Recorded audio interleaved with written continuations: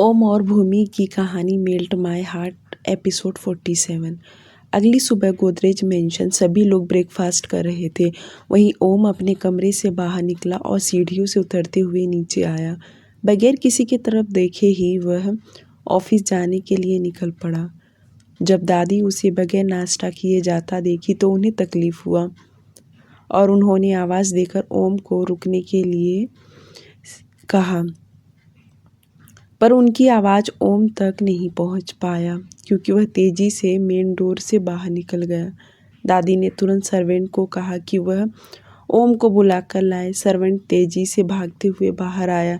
तब तक ओम कार में बैठा रहा और सर्वेंट अपने दोनों हाथ आपस में जोड़ बोला, सर, आपकी दादी बुला रही हैं। ओम कार में अभी एक ही कदम रखा था कि पीछे पलटकर देखा और पूछा, किस लिए? सर्वेंट बोला, सॉरी सर, मुझे नहीं पता। ओम जानता था कि उसे किस लिए बुला रही हैं। किसी को तकलीफ़ हो ना हो, पर दादी को तकलीफ़ होता ही है। वो सीढ़ियाँ नहीं चढ़ सकती पर ना ही ऊपर आ सकती थी, फिर भी उन्हें हमेशा से अपने बच्चों के लिए फ़िक्र लगा ही रहता। ओम सर्वेंट की तरफ देख बोला, उन्हें कह दो कि मैं ऑफिस जा रहा हूँ, शाम को आकर उनसे बात करूँगा। ओम इतना बोलकर कार में बैठ गया और ड्राइवर कार चलाना स्टार्ट कर दिया। सर्वेंट अंदर आकर दादी से ओम के कहे हुए शब्द बता दिया। इधर कोठारी मेंशन। महिमा जी, श्रीकांत जी ब्रेकफास्ट करने बैठ गए। 5 मिनट के बाद विराज भी नीचे आया। उसके बाद मधु भी आकर बैठ गई, पर विधि अभी तक नहीं आई थी, जो देखकर महिमा जी ने सर्वेंट से कहा कि विधि को बुला कर लाए। सर्वेंट ऊपर आई और विधि का दरवाज़ा खटखटाने लगी। विधि ने दरवाज़ा खोला। वह इस वक्त फ़ोन पर किसी से बातें कर रही थी और सर्वेंट को देखकर कॉल होल्ड पर रख बोली, बोलो मैम, बड़ी मैम आपको नीचे ब्रेकफास्ट के लिए बुला रही हैं। यह सुन विधि बोली, तुम चलो, मॉम को कहना मैं 5 मिनट के बाद आती हूँ। सर्वेंट तुरंत नीचे आई और महिमा जी को बता दी। यह बात तो विराज ने भी सुना और वह एक नज़र सीढ़ी की तरफ देखा, क्योंकि उसे कल रात की बात याद जो आया, क्योंकि उसकी बहन कुछ तो करने वाली है।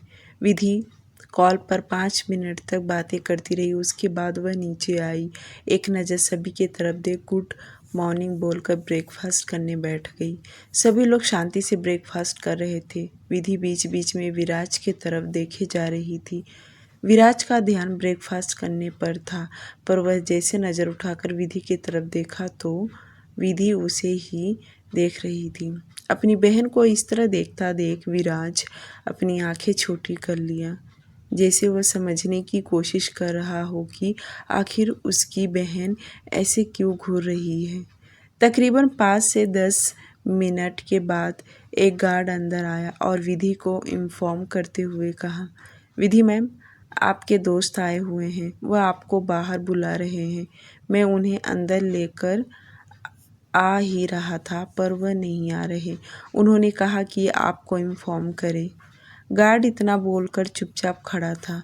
सभी लोग उसे ही देख रहे थे। विधि उसे ऑर्डर देते हुए बोली, उन्हें कहो कि अंदर आ जाए।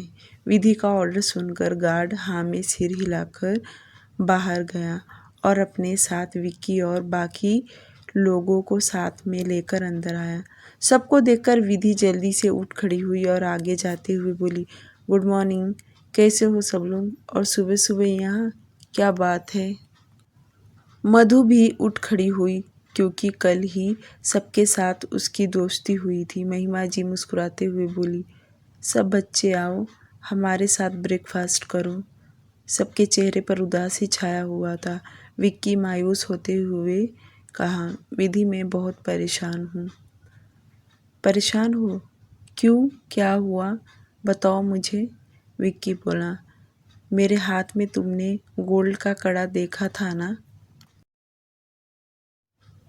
हाँ, देखा था। तुम्हारे हाथ में तो हमेशा रहता था। हमने तो तुमसे कितनी बार पूछा भी है कि यह कड़ा तुम हमेशा क्यों पहनते हो, और मैं तुम लोगों को बताया भी, यह मेरी दादी की आखिरी निशानी है और रात को वह कहीं खो गया। मेरी मॉम ने कहा जब तक मिलेगा नहीं तब तक घर नहीं आना। अभी मैंने इन सब से पूछा है, इन सब ने मिलकर ढूंढने की कोशिश किया पर नहीं मिल रहा। क्या तुम दोनों ने देखा?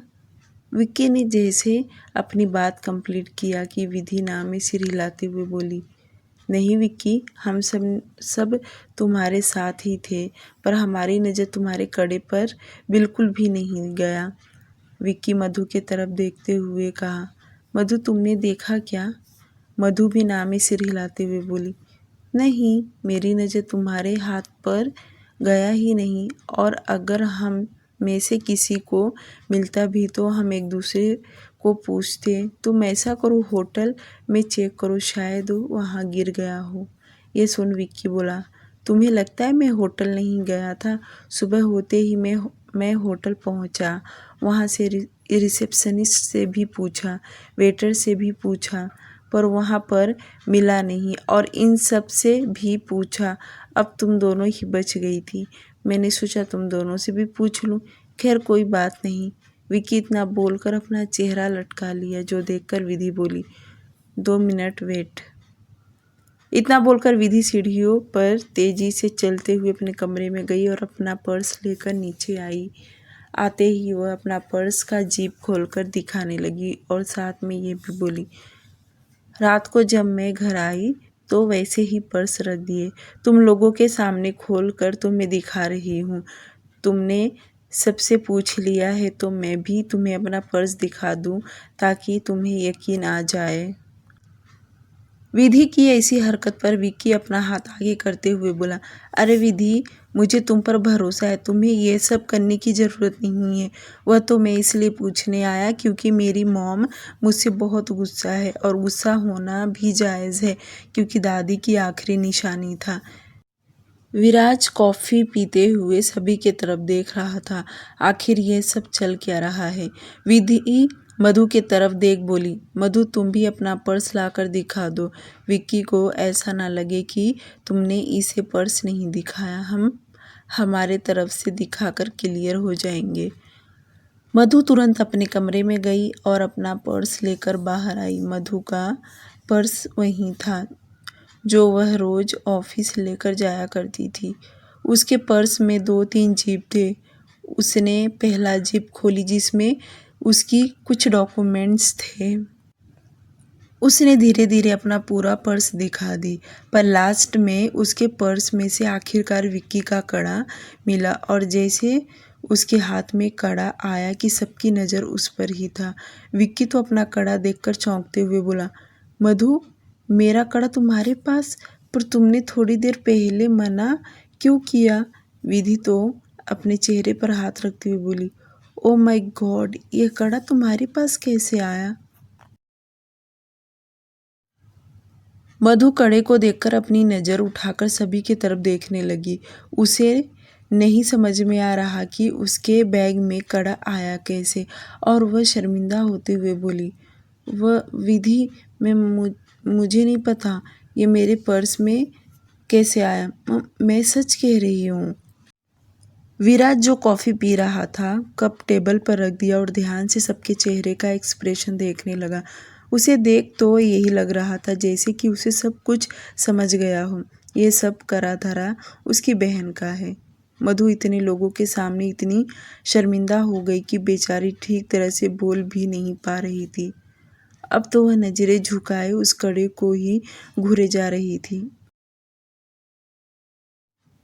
विक्की कदम आगे बढ़ाया और मधु के हाथ से कड़ा लेकर बोला, मधु तुम्हें झूठ बोलने की ज़रूरत नहीं था। यह मेरे लिए बहुत कीमती है। मैं सुबह से इस कड़े को ढूंढ रहा हूँ और तुमने कहा कि खैर अब मैं क्या ही कहूँ। अब महिमा जी को देखा नहीं गया। वह आगे आते हुए मधु का साइड लेते बोली, विक्की बेटा, हो सकता है पार्टी करने के वक्त तुमने कड़ा किसी को रखने के लिए दिया हो या मधु को उस कड़े का याद नहीं रहेगा इसलिए उसने पहले ना बोली। विक्की कुछ कहता कि उसके साथ जो बाकी के लोग थे उसमें से एक लड़की बोली, पर आंटी यह तो पहले डायरेक्ट मना कर दी। अगर विधि अपना बैग ना दिखाई होती तो ये नहीं बताती, और इसको तो पता चला कि इसके पास था। ये तो हमारी कल ही नई फ्रेंड बनी और आज इसने चोरी भी किया, झूठ भी बोला। ये क्या बात हुई? चोरी शब्द जैसे मधु के कान में गया कि वह उसकी आंख में हल्का आंसू आ गया। वह इतनी शर्मिंदा थी कि अब किसी की तरफ वह नज़र भी उठाकर नहीं देख पा रही थी। महिमा जी श्रीकांत जी को यह देखा नहीं गया। महिमा जी फिर से बोली, देखो बेटा, तुम्हें गलतफहमी हो रहा है। पार्टी करने की वजह से तुम सब थक गए रहोगे, इसलिए रात को मधु ने नहीं बताया होगा, इसलिए उसे अभी भी याद नहीं आया होगा। अगर उसे यह कड़ा रखना ही होता तो वह अपने बैग में इस तरह न रखती, कब का हटा देती। विधि तो कुछ भी नहीं बोल रही थी। वह जो चाहती है वही हो रहा है, और विराज लगातार अपनी बहन को घूर के देख रहा था। मधु अपनी तरफ से सफाई देते हुए बोली, मैंने आज तक कभी चोरी नहीं की हूँ, और यह कड़ा मेरे बैग में कैसे आया मुझे कुछ नहीं पता, मेरा यकीन कीजिए। यह बोलते वक्त उसके आंसू अब गाल पर आ गए। महिमा जी एकदम उसके पास आकर उसके आंसू साफ करते हुए बोली, हाँ मधु, मुझे तुम पर पूरा भरोसा है। बिल्कुल यह कड़ा ना गलती से तुम्हारे बैग में आया होगा। वह लड़की वापस बोली, आंटी, मधु आपके घर में रहती है, यह आपकी लगती क्या है? मेरा मतलब क्या रिलेशन है? यह सुन महिमा जी बोली, मेरे लिए जैसी विधि है वैसे ही मधु भी है, मैं दोनों में कोई फर्क नहीं करती। मधु जो रो रही थी वो अपनी नज़र उठाकर महिमा जी की तरफ देखी। वहीं वह लड़की वापस बोली, आंटी, हमें पता है आपको सिर्फ एक ही बेटी है जो यहाँ खड़ी है, और उसका नाम विधि है। और कल हमारी पार्टी में ये भी पता चला कि मधु अभी भी आपके घर में रहने आई है। आंटी, पराए लोगों पर इतना भी भरोसा नहीं करना चाहिए जितना कि आप कर रही हैं, वरना ऐसे लोग पूरा का पूरा आदमी खाकर हजम कर देते हैं। मधु तो अब ज़्यादा रोने लगी क्योंकि सबके सामने उसकी बेइज्जती हो रही थी। वही महिमा जी को गुस्सा आया और वह सख्त आवाज़ में बोली, बेटा, तुम बहुत छोटी हो, तुम्हें इस तरह की बातें नहीं करना चाहिए। जो सुनो वह लड़की बोली, आंटी, छोटी हूँ पर बेवकूफ़ नहीं हूँ, बहुत चालाक हूँ और मुझे लोगों की समझ है, आखिरकार पढ़ी लिखी हूँ ना। बार बार चोर शब्द सुनकर मधु को और रोना आ रहा था। वहीं अब विराज को देखा नहीं गया और वह उठकर खड़ा हुआ और चलते हुए उनके पास आकर कहा, इस कड़े की वैल्यू क्या है? I mean 1 लाख, 2 लाख, 10 लाख, क्या है वैल्यू? अब विक्की बोला, ओ रियली, तुम इस कड़े का वैल्यू पूछ रहे हो? इस कड़े का वैल्यू मेरे लिए बहुत ज़्यादा है, और तुम वैल्यू पूछ कर करना क्या चाहते हो? माना तुम्हारे लिए यह मामूली होगा, पर मेरे लिए बहुत कीमती है। और भूलो मत, यह इसके बैग से मिला है, जिससे पता चलता है कि इसने चुराया है। महिमा जी मन ही मन सोचने लगी, अब तो विराज मधु को देखना भी पसंद नहीं करेगा। उसको तो बस मौका चाहिए मधु को यहाँ से निकालने के लिए, और आज इसे मौका भी मिल गया। बात और ना बढ़े इसलिए वह आगे आकर बोली, विराज बेटा, तुम जाओ, तुम्हें ऑफिस भी जाना है ना, लेट हो जाओगे। विराज इतना जल्दी कहाँ जा सकता। वह अपने दोनों हाथ जेब पॉकेट में डाले एटीट्यूड के साथ बोला, अच्छा, तुम कौन होते हो उसे चोर कहने वाले? क्या तुमने उसे चुराते हुए देखा था? अगर देखा था तो मैं मान लूँगा, पर वह भी तो कह रही है ना कि उसने नहीं लिया, तो इसका मतलब वह सही कह रही है। विराज एकदम पॉइंट टू पॉइंट बोल रहा था। मधु को लगा नहीं था कि विराज इस तरह से बात करेगा। वह जो रो रही थी वह तुरंत चुप हो गई, पर नज़र उठाकर एक बार भी नहीं देखी, पर सारी बातें वह विराज की सुन रही थी। विराज बोलना जारी रखा, ठीक है, अगर चोर पुलिस खेलना चाहते हो तो वही सही। बादल, होटल के मैनेजर को बोलो सीसीटीवी कैमरा मुझे भेज दे, ताकि मैं भी तो देखूं कौन सच है कौन झूठा, और जो झूठा रहेगा उसे सज़ा भी तो मिलेगी। विक्की और उसके दोस्त जो इतनी देर से बोल रहे थे, अब उनके चेहरे पर डर खामोशी छा गया, क्योंकि विराज का बोलने का तरीका ही बहुत डेंजर था, जो सुनकर विक्की के रोंगटे खड़े हो गए। वह सचमुच अंदर से एकदम डर गया। उसे लगा कि सच सामने आने के बाद उसे पुलिस अरेस्ट कर लेगी। वह हकलाते हुए आवाज़ में कहा, सॉरी भाई, मैं डायरेक्ट मधु को चोर नहीं कह रहा, मैं तो ये कह रहा हूँ अगर कड़ा उसके बैग में था ही बता देती। अगर मैंने भी उसे दिया रहूँगा तो उसे हाँ कह देना चाहिए था। देखा ना, उसने सबके सामने ना कहा, फिर उसके बैग में मिला, इसलिए ऐसा कहा, वरना मेरा ऐसा इरादा नहीं था। विराज बोला, जिसका जो भी इरादा हो, सच्चाई तो सामने आना ही चाहिए, पता तो चले सच कौन है। विराज उसके बाद अपनी बहन की तरफ देखा, विधि तुम भी तो यही चाहोगी ना कि सच्चाई सामने आए। विधि जो चाहती थी बिल्कुल वैसे ही हो रहा था, पर एक पल के लिए कहीं ना कहीं वो भी डर गई कि उसका भाई कहीं सचमुच सीसीटीवी कैमरा ना चेक करे, वरना बात बहुत बढ़ जाएगा।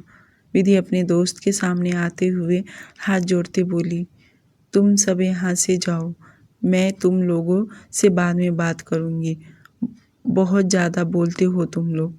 विधि का इतना कहना कि विक्की और उसके दोस्त को मौका मिल गया यहाँ से जाने के लिए, वरना विराज का गुस्सा उन सबको पता ही था, क्योंकि काफ़ी बार वे लोग विधि के घर पर आ ही चुके हैं।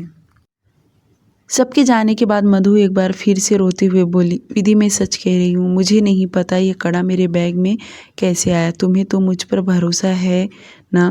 मधु को इस तरह रोता हुआ देख विधि को भी अच्छा नहीं लग रहा था। वह तुरंत उसे गले लगाते हुए बोली, मधु मुझे तुम पर बहुत ज़्यादा भरोसा है, तुम कभी ऐसा नहीं कर सकती, तुम्हारी वजह से मैं उनसे बात करना छोड़ दूंगी बस। महिमा जी मधु के पीठ सहलाते हुए कहने लगी, मधु बेटा, उनकी बातें मन पर ना लेना, यही छोड़ दो और हॉस्पिटल जाओ, टाइम हो गया है बेटा। विराज आंखों पर शेड्स लगाते हुए बाहर निकला। बादल कार का दरवाज़ा खोला। विराज को मधु का रोता हुआ चेहरा आंखों के सामने आ रहा था। भला अब सब कुछ तो उसकी आंखों के सामने हुआ था, तो वह कैसे भूल सकता है। मधु अपना पर्स लिए मेंशन से बाहर निकली और धीरे धीरे चलते हुए अपने एक हाथ से आंसू को पोंछ रही थी। विराज उसके आने का ही इंतज़ार कर रहा था और उसे देखकर कहा, आओ कार में बैठो, मैं तुम्हें ड्रॉप कर देता हूँ। विराज ने उसका साइड तो लिया था, पर मधु के अंदर डर भी था कि कहीं अकेले में उस पर गुस्सा ना निकाले। वह मना करते हुए बोली, नहीं आप जाइए, मैं चली जाऊँगी। एक बार में तुम्हें सुनाई नहीं देता या समझ में नहीं आता, कहा ना बैठो।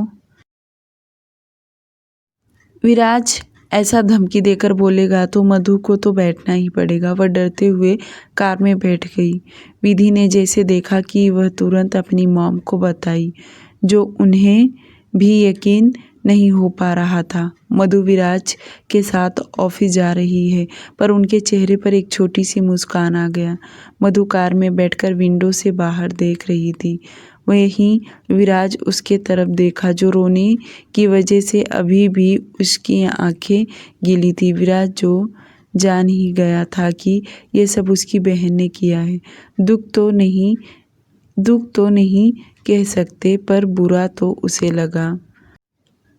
विराज शांत आवाज में बोला, तुमने उसे जवाब क्यों नहीं दिया जब वह तुम्हें झूठा इल्ज़ाम लगा रहा था। मधु पहले तो शांत रही, पर उसकी आंखों से आंसू गाल पर लुढ़क रहे थे, जो देखकर विराज आगे बोला, उसने तुम्हें चोर कहा और तुमने सुन लिया। तुम्हें उसी वक्त उसका मुंह तोड़ देना चाहिए था। मधु रो रही थी, जो विराज को अच्छा नहीं लग रहा था, क्योंकि वह सच में गलत नहीं थी। विराज तुरंत अपने जेब से हैंकी निकालकर उसके तरफ बढ़ाया। मधु उसके हाथ से हैंकी लेकर शांत आवाज में बोली, मैं इसलिए वहाँ कुछ नहीं बोली क्योंकि यकीन सबको झूठ पर होता है। सच को साबित करना पड़ता है कि मैं सही हूँ। मधु रोते हुए ये शब्द कह रही थी जो सुनकर कहीं ना कहीं विराज को भी तकलीफ हुआ, क्योंकि सही तो वह कह रही है। अगर उससे पता न होता तो शायद उसे भी यही लगता। विराज एकदम चुप हो गया, लंबी सांस छोड़ते हुए विंडो से बाहर देखने लगा, क्योंकि उसके पास भी कोई शब्द नहीं था कि वह कुछ कहे जिससे मधु शांत हो जाए।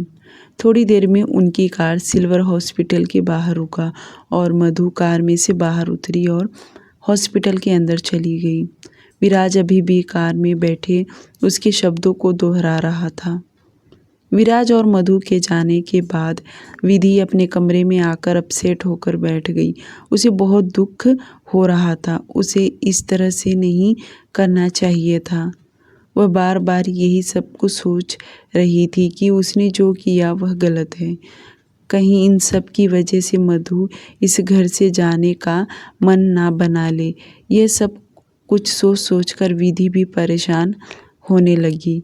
विधि खुद से बड़बड़ाते हुए बोली, मधु, मैं नहीं चाहती हूँ कि तुम इस घर से जाओ, इसलिए मैं ये सब कर रही हूँ। प्लीज़ मुझे माफ़ कर दो। मैं तुम्हें अपनी भाभी बनाना चाहती हूँ। उसके लिए थोड़ा तो तकलीफ़ तुम्हें सहन करना ही होगा।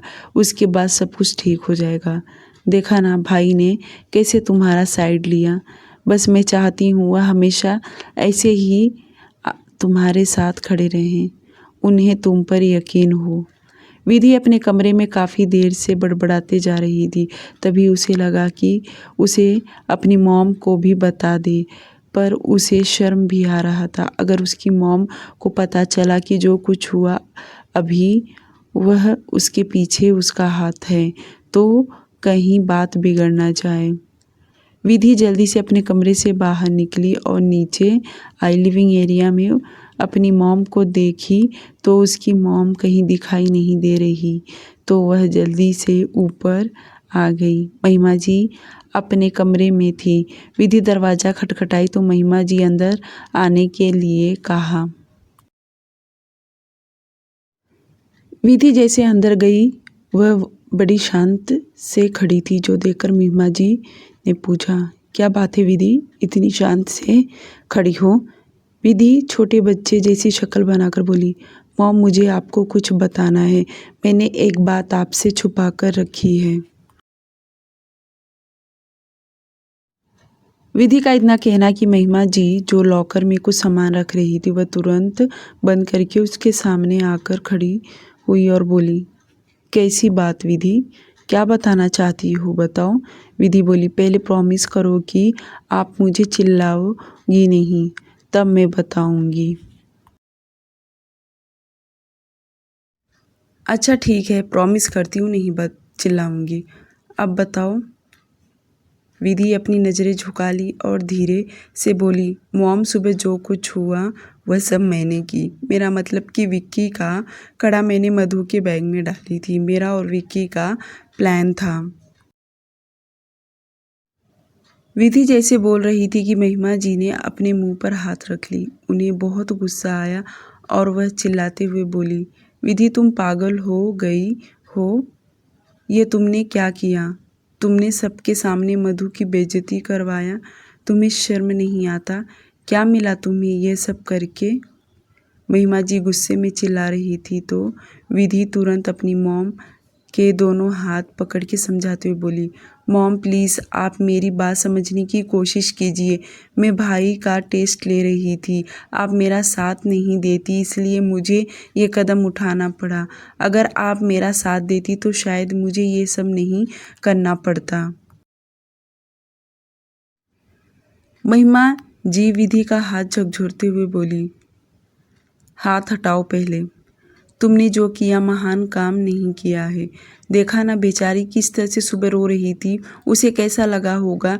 और तुमने जो कुछ किया तुम्हें सबके सामने कहा क्यों नहीं?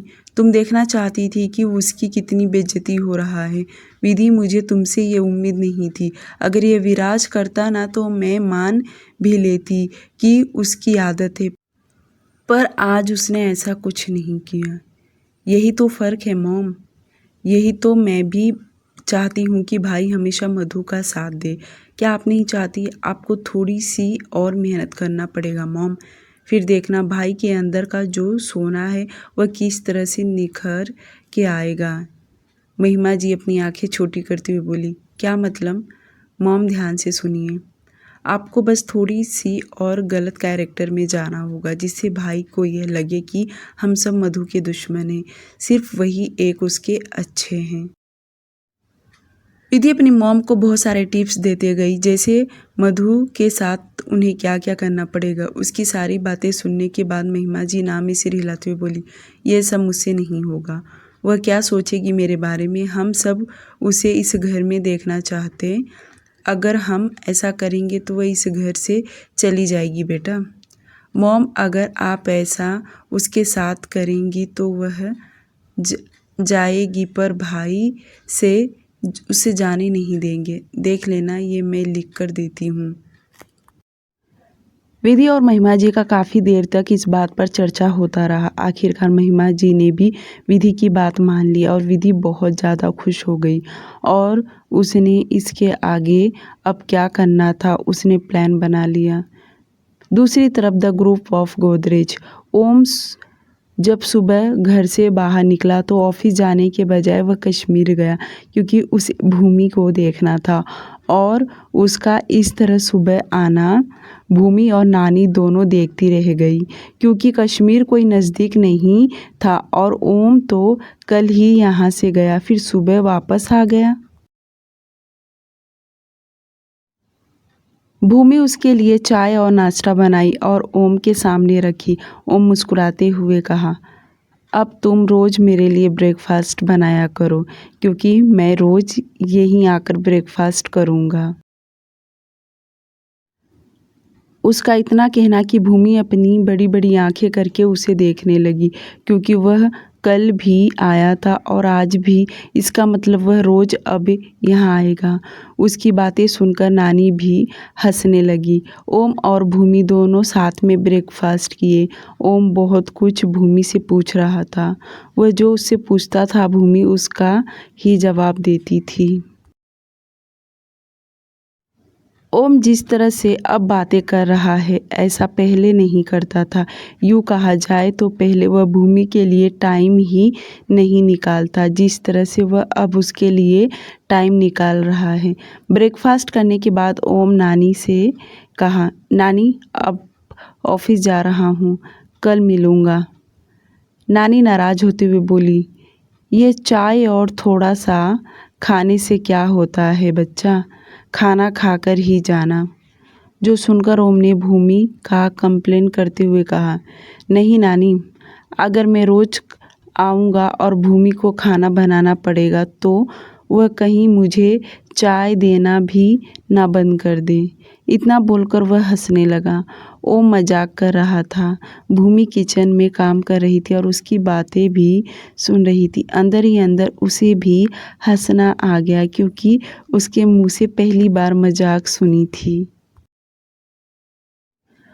ओम भूमि से मिलकर मुंबई जाने के लिए निकल पड़ा। दोपहर के बाद वह मुंबई पहुंच भी गया। आने जाने में उसे तकलीफ़ तो हो रहा था, पर इतना तो उसे भूमि के लिए उसे करना ही पड़ेगा। Blackberry club. विराज अपने कैबिन में बैठा था और उसके सामने विक्की खड़ा था। वह एकदम से डरा घबराया हुआ था, बल्कि वह लगातार माफ़ी मांगे जा रहा था। विराज अपने हाथ में गन पकड़ रखा था, उस पर फूंक मारते हुए कहा, एक ही गोली में तेरा सब काम तमाम हो जाएगा।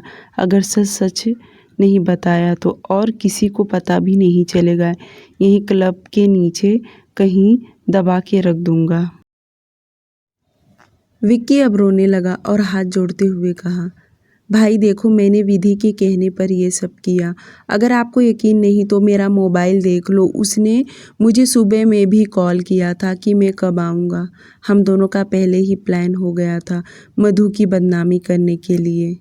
विक्की रोते हुए सब कुछ बक दिया, जो सुनकर विराज को इतना गुस्सा आया कि वह उठ खड़ा हुआ और विक्की का कॉलर पकड़ के उसका जबड़ा मसलते हुए गुस्से में कहा, जिस तरह से तूने उसकी बेइज्जती किया ना, उसी तरह शाम को उससे माफ़ी भी मांगना, वरना पता है ना क्या करूँगा। हाँ भाई हाँ, आप जैसा कहोगे मैं वैसा ही करूँगा। माफ़ी क्या, आप कहोगे तो घर छोड़कर चला जाऊँगा, बस आप हुक्म कीजिए। विराज ने विक्की का कॉलर छोड़ दिया और विक्की अपना शर्ट का कॉलर ठीक करते हुए कैबिन से बाहर चला गया। विराज अभी भी गुस्से में था, क्योंकि जितना गलती विक्की का है उससे कई ज़्यादा गलती विधि की है और उसने तो अब हदें पार कर दी। विराज सोच सोच के उसके सिर में दर्द होने लगा और गुस्से में खुद से कहा, विधि, तुमसे मुझे ये उम्मीद नहीं था, गलती तो तुमने भी की है। तुमसे तो मिलकर बात करूँगा। शाम का वक्त, सिल्वर हॉस्पिटल। मधु जब हॉस्पिटल से निकली तो उसे मेंशन जाने के लिए मन नहीं कर रहा था, इसलिए वह अपने मम्मी के पास चली गई। बहुत उदास थी, जो देखकर उसकी मम्मी भी समझ गई, जिसकी वजह से उन्होंने कई बार उससे पूछा कि वह इतनी उदास क्यों है, पर मधु ने उन्हें कुछ भी नहीं बताई, क्योंकि वह सबको नहीं परेशान कर सकती। धीरे धीरे पूरी तरह अंधेरा छा गया और मधु मेंशन नहीं पहुंची तो महिमा जी उसे कॉल करने लगी। अब क्या ही था, मधु सबको बाय बोलकर यहाँ आने के लिए निकल पड़ी। मधु मेंशन पहुंच पाती उसके पहले विराज घर आ गया था, क्योंकि उसे पता था कि मधु घर आ गई होगी। और जब देखा तो मधु अभी तक नहीं आई थी और उसे न देखकर उसे लगा कि सुबह जो कुछ हुआ उसकी वजह से कहीं उसके पास कोई जवाब नहीं था। पर हाँ, जब उसकी नज़र विधि पर गया तो उसे सब कुछ फिर से याद आने लगा। विराज लिविंग एरिया में ही बैठ गया। काफ़ी वक्त के बाद वह लिविंग एरिया में बैठा था। वह मधु के आने का ही इंतज़ार कर रहा था। विधि अपने मॉम को आंखों से इशारा की कि वह जाकर विराज से बात करे, यही मौका है, क्योंकि वह अकेला बैठा है। महिमा जी का मन नहीं था ऐसा कुछ करने का, पर बेचारी को मजबूरन यह करना पड़ रहा था। महिमा जी पहले तो विराज के बगल में जाकर बैठी और उन्होंने शांत आवाज़ में कहा, विराज देखो बेटा, सुबह जो कुछ हुआ ऐसा नहीं होना चाहिए था। मुझे मधु बहुत भोली भाली लगी, पर ऐसा करेगी मुझे यह बात नहीं पता था। आखिर उसे किस चीज़ की कमी था जो उसने मामूली सा कड़ा चुरा लिया। अगर उसके बैग से नहीं मिलता तो हमें कभी पता नहीं चलता, पर उसके बैग से मिलना बहुत बुरा लगा। मधु ऐसा करेगी मैं कभी सपने में भी नहीं सोची थी। तुम सही थे, मैं सोच रही हूँ उसे उसके घर भेज दूँ। हाँ मॉम, आपने सही कहा, उसे भेज देना, पर अभी नहीं, पहले उसकी बात भी तो सुनना पड़ेगा ना। माँ बेटे दोनों आपस में बातें कर ही रहे थे कि तभी मधु अंदर कदम रखी और उसकी जैसे नज़र विराज पे गई, वह अपने कमरे की तरफ जाने लगी कि तभी विराज उसे आवाज़ देकर रोक लिया। उसके बुलाने पर मधु दोनों के सामने आकर खड़ी हो गई। विराज ने मधु को बैठने के लिए कहा। उसके कहने पर वह बैठ गई। तभी विराज ने बादल को इशारा किया। बादल बाहर गया और अपने साथ विक्की को अंदर लेकर आया। विक्की डरते हुए मधु के सामने हाथ जोड़ बोला, मुझे माफ़ कर दो। विक्की को इस तरह माफ़ी मांगता देख मधु को समझ में नहीं आया कि सुबह में यह उस पर झूठा इल्ज़ाम लगा रहा था और अब माफ़ी मांग रहा है। विराज गुस्से में विक्की से बोला, ठीक तरह से माफ़ी मांगना और हाँ, शब्दों में बयां भी करना कि तूने क्या किया है। विक्की सभी की तरफ देख बोला, आंटी, मधु ने कुछ नहीं किया, मैंने ही रात को उसके बैग में कड़ा रख दिया था। ये सुनकर महिमा जी शॉक्ड हो गई। उन्हें तो अब डर लगने लगा कि कहीं विधि की चोरी पकड़ी ना जाए। सब जान कर मधु को कैसा लगेगा कि विधि ने ही उसके साथ ये सब की। विक्की अपनी गलती कबूल किया और सभी से माफ़ी मांगा। उसके बाद बादल उसे वहाँ से लेकर चला गया। मधु कोई रिएक्ट नहीं की, वह चुपचाप अपने कमरे में चली गई। उसके जाते ही विराज भी सीढ़ियों से चढ़ते हुए अपने कमरे में जाने लगा। वह अपने कमरे में जा पाता कि उसके पहले से विधि वहीं साइड में खड़ी थी। माफ़ी मांगते बोली, सॉरी भाई, मुझे बचाने के लिए। विराज गुस्से में विधि के तरफ देख कहा, बचाना तो तुम्हें नहीं चाहता था, मैं चाहता था मॉम को तुम्हारी सच्चाई पता चले, पर मैं नहीं चाहता वह तुमसे नफ़रत करे, इसलिए मैंने तुम्हें लास्ट टाइम बचा लिया, पर इसके बाद नहीं विधि। एक बार फिर से तुम्हें कह रहा हूँ, मधु से दूर रहो। भाई, बचाने के लिए थैंक यू। पहला प्लान फेल हुआ है मेरा, दूसरा प्लान बनाऊंगी, तीसरा प्लान बनाऊंगी, कभी तो सक्सेस हो ही जाऊंगी, उसे इस घर से निकाल कर ही दम लूंगी। विराज इतना बोलकर अपने कमरे में चला गया। उसके जाते विधि मन ही मन मुस्कुराते हुए खुद से बोली, ठीक है भाई, मैं दूर हो जाती हूँ, पर आप उसके करीब चले जाओ। आज के लिए सिर्फ इतना ही। डियर लिसनर, प्लीज़ इस स्टोरी को लाइक और चैनल को सब्सक्राइब करना ना भूलें प्लीज़, टेलीग्राम और यूट्यूब पर दोनों।